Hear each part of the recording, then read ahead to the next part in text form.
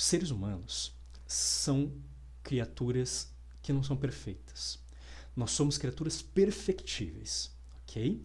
Nós somos criaturas que estamos em constante desenvolvimento, certo?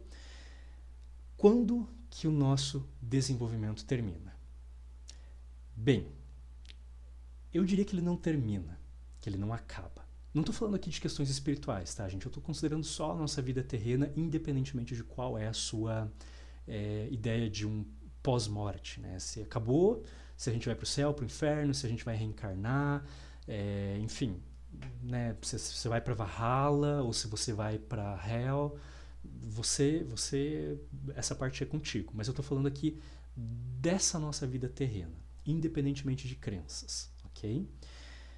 O nosso desenvolvimento, ele não termina, ele não acaba, ele não chega num ponto final, ele é interrompido. Ok? Então, essa é uma perspectiva muito importante. Por isso que muitos existencialistas, inclusive, voltando para a ideia dos filósofos existencialistas, falam que o ser humano é um projeto sempre inacabado. Okay? E essa é uma frase muito clássica dentro do existencialismo e que eu adoro muito. E é uma coisa que é muito importante da gente pensar. Nós sempre estamos melhorando, nós sempre estamos nos autoaprimorando, nós sempre estamos nos desenvolvendo e sempre aprendendo, inclusive com os nossos erros, às vezes muito mais do que com os nossos acertos. Então, é um processo que nunca vai acabar, não tem um ponto final, pelo menos, de novo, se você considera isso para além de um nível espiritual, aí é contigo, mas pensando na nossa vida terrena aqui, não tem um ponto final, é simplesmente um processo interrompido. No momento da tua morte, o processo de autoaprimoramento é interrompido. Nós estamos ainda formando e reformando a nossa identidade o tempo inteiro e isso é interrompido na hora que nós morremos. Eu te garanto que se você tivesse mais 10 dias ou 10 anos de vida, depois do momento fatídico da sua morte, você continuaria esse autodesenvolvimento, você continuaria a atualização da sua identidade, você continuaria a crescer. Okay? E isso mesmo que você tivesse com uma doença neurodegenerativa, tipo um Alzheimer ou alguma coisa assim, a gente continua em constante desenvolvimento. Né? Uma coisa não anula a outra, certo? Então, é muito importante a gente considerar isso. Inclusive, é uma brincadeira que eu faço com vários dos meus pacientes, eu acho que eu já fiz em alguma live aqui. Se você está em dúvida de que tatuagem você pode fazer, porque você tem medo de que você mude de ideia depois sobre a tatuagem ou alguma coisa assim, né? Porque às vezes aquela tatuagem não vai te representar mais bem ou alguma coisa assim. Eu tenho uma dica que eu dou muito para as pessoas, claro, de maneira brincalhona e tudo mais, mas tem uma tatuagem que você sempre, uma tatuagem que sempre vai representar a realidade sobre você. Que é você pegar e tatuar assim bem grande aquela placa do em obras, ok? Porque isso sempre vai ser verdade. Você sempre vai estar em... Momo? Oi? A minha gata tá dando oi aqui. A Momo tá querendo muito aparecer. Tá tudo bem aí, filha? Oi? Vou ficar um pouquinho de olho, que ela não faz muito isso. Mas, gente, a gente tá sempre em obras, tá? Desculpem eu acho que ela só acordou de um pesadelo ou alguma coisa assim. Não sei se deu pra ouvir aqui, provavelmente não. Mas, o que acontece? A gente sempre tá em obras. E tem uma coisa que às vezes a gente também faz, que é uma culpa muito disfuncional, tá? Que é uma culpa que não ajuda a gente a crescer.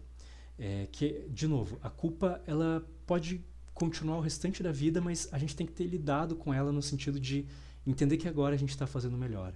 Mas às vezes a gente sente uma culpa que é muito escancarada para uma coisa que aconteceu no passado e a gente fica, por que eu não fiz diferente naquele momento?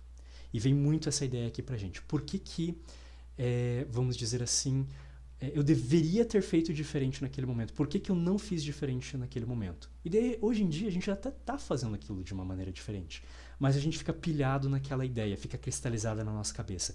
Daquela vez eu devia ter feito diferente, daquela vez eu devia ter feito diferente. E a gente nunca sai daquela vivência intensa, daquela culpa, daquele arrependimento por aquele momento.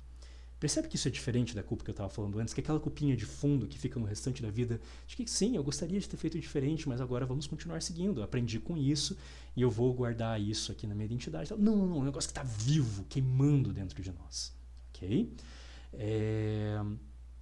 E aí... Desculpa, realmente, tatuar uma bombinha do braço também não é nem... não é muito sexy, não dá problema nenhum no aeroporto, com toda certeza, Marco, né? Perfeito. Tatuagem é uma coisa que a gente nem tem que ter cuidado também, né?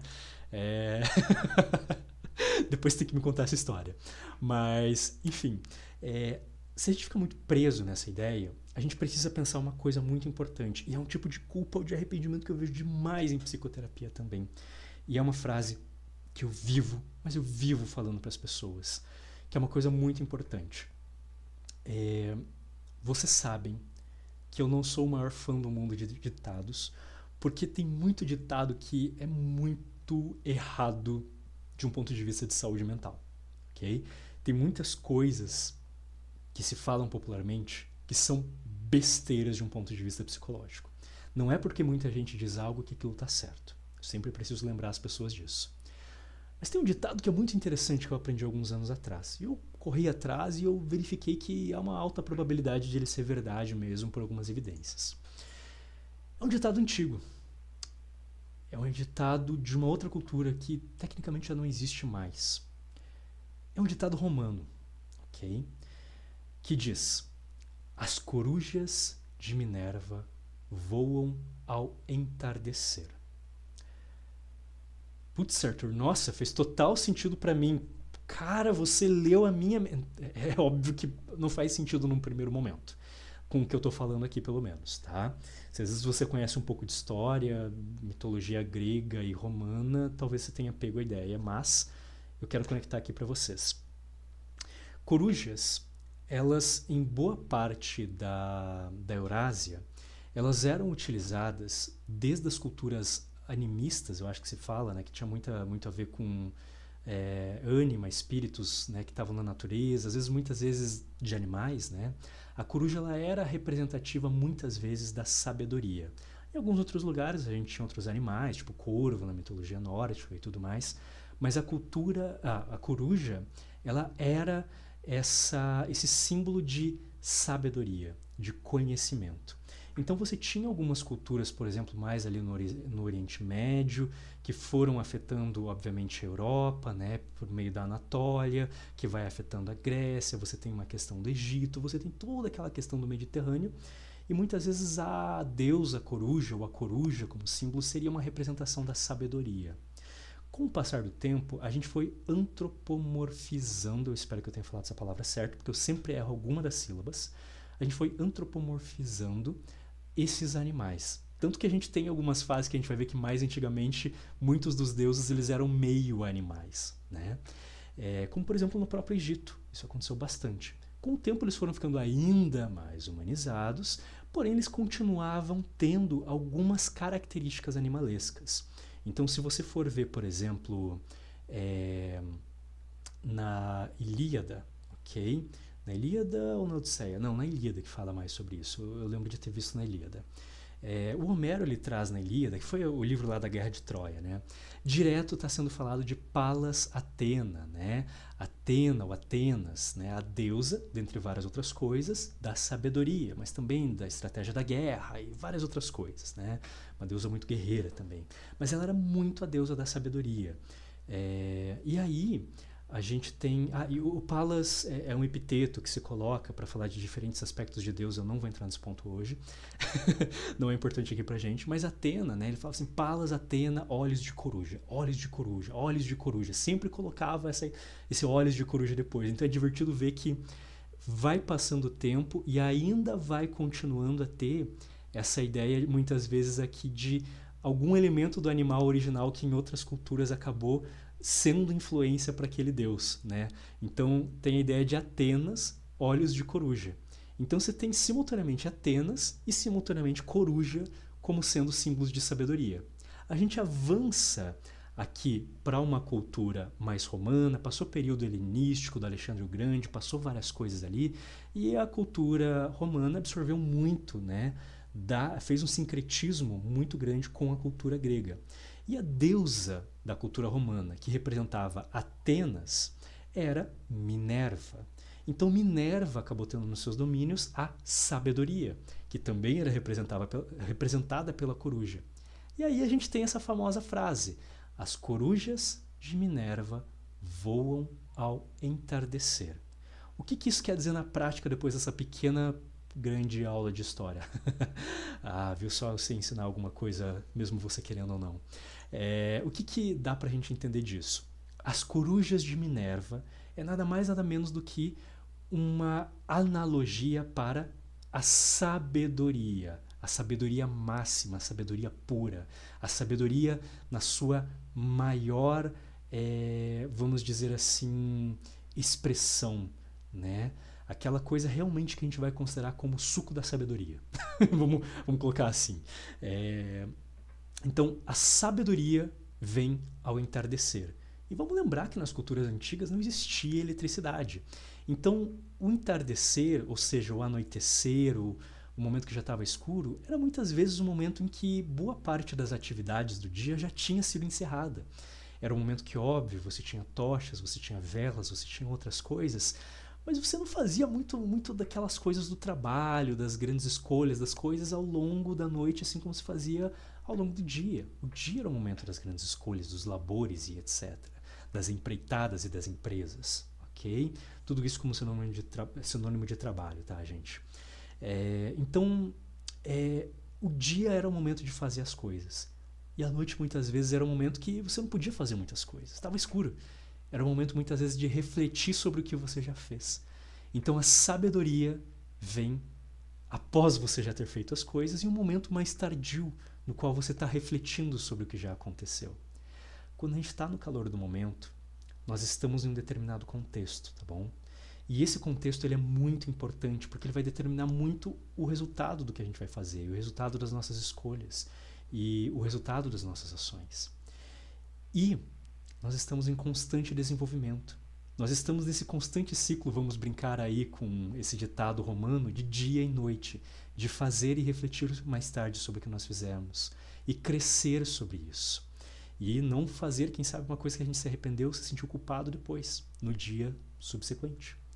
Então isso é muito importante, porque a verdade, no final do dia, é, no momento em que a gente fez aquilo que posteriormente a gente está arrependido e se culpando, a gente fez o melhor que a gente tinha, o melhor que a gente podia, com o melhor que a gente tinha. Nós fizemos, eu vou repetir mais uma vez aqui a frase, até porque ela saiu um pouco errada da primeira vez. No momento em que você fez aquilo, que você se culpa e que você se arrepende, você fez o melhor que você podia com aquilo que você tinha naquele momento, com quem você era naquele momento. De lá para cá, pode ser até o dia depois, ou pode ser 20 anos depois. Nesse exato momento em que você está olhando para aquilo, que você está se culpando e está arrependido, lembre-se que você se aprimorou, que você cresceu enquanto ser humano, que você aprendeu. Ou seja, você já é uma pessoa para além daquela pessoa que cometeu aquele erro que você está considerando hoje em dia que foi um erro, que foi um engano. Mas naquele momento você era aquela pessoa que não sabia de tudo que você sabe agora, que não tinha as capacidades que você tem agora, mesmo que seja o dia subsequente, o dia posterior, ok? Isso é muito importante pra gente. Então, se a gente não tem essa percepção, a gente vai ficar se culpando por uma coisa que está lá no passado, mas usando os crivos das capacidades que a gente tem agora. E isso é uma coisa completamente injusta com nós mesmos. E vai travar essa culpa de um modo disfuncional para o restante da nossa vida. Gente, é muito importante a gente sacar isso, é muito importante a gente compreender que a gente deu o nosso melhor naquele momento. E que é para a gente se sentir culpado e arrependido, faz parte.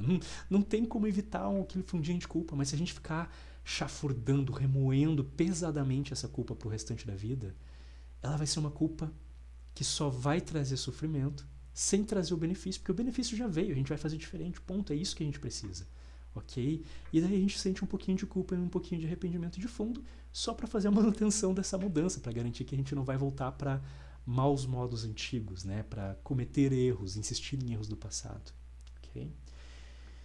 Isso é muito, mas muito essencial na nossa vida. Eu espero que, se você é uma pessoa que faz isso, você tenha sido pelo menos tocado novamente por esse conceito, por essa ideia aqui. Pode ser uma ideia radicalmente diferente de tudo que você já pensou.